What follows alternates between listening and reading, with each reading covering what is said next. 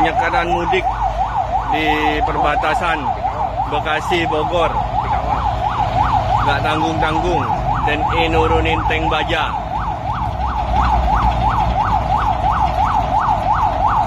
Nah, yang mau mudik biar dibom nih.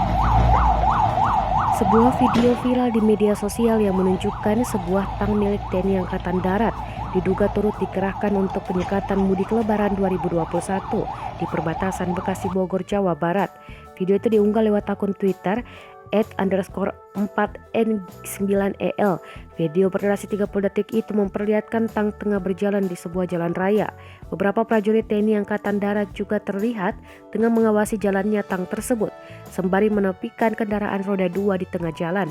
Adapun perekam menyebut tank tersebut berada di lokasi untuk melakukan penyekatan mudik yang ingin pulang ke kampung halaman. Sementara itu, pihak TNI Angkatan Darat membantah keberadaan tank miliknya di lokasi tersebut dalam rangka melakukan penyekatan mudik. Kepala Dinas Penerangan Angkatan Darat, Brigjen TNI Tatang Sobrana, menyebut kehadiran tank TNI AD di lokasi tersebut dalam rangka akan menjalani latihan. Kebetulan lokasi latihan TNI AD tak jauh dari titik penyekatan mudik. Ia menambahkan bahwa tank tersebut tak akan bertahan lama di lokasi tersebut.